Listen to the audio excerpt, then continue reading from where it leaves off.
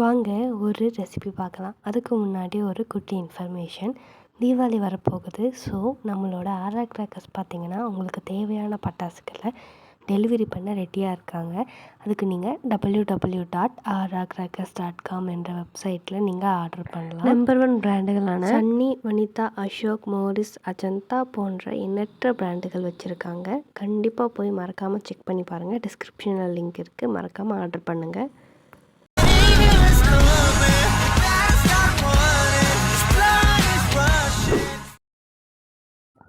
இன்றைக்கி நம்ம தேங்காய் உருண்டை தான் பார்க்க போகிறோம். அதுக்கு ஒரு பேனில் 2 டேபிள் ஸ்பூன் பார்த்திங்கன்னா நெய் சூடு பண்ணிக்கலாம்.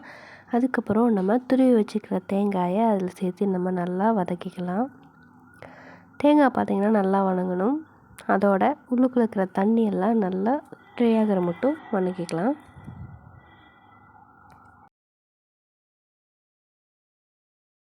தேங்காய் பாதி அரைச்சும் பாதி துருவி சேர்த்துக்கலாம். அப்போ தான் நம்ம கை பிடிப்புக்கு சரியாக வரும். அது கூட நம்ம காய்ச்சி வச்சுருக்கிற வெல்லம் சேர்த்துக்கலாம். வெல்லத்தோடு சேர்த்து நல்லா தேங்காய் வேகணும்.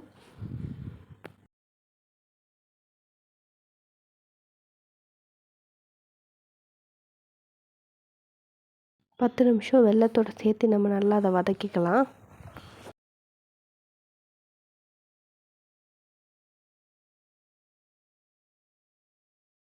அது கூட ஏலக்காய் பவுடர் சேர்த்துக்கலாம்.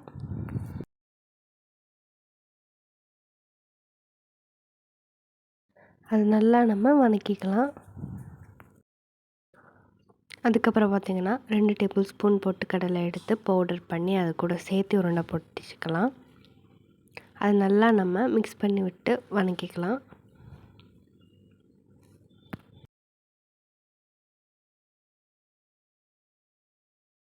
அதுக்கு நம்ம தேவையான அளவில் உருண்டை பிடிச்சிக்கலாம்.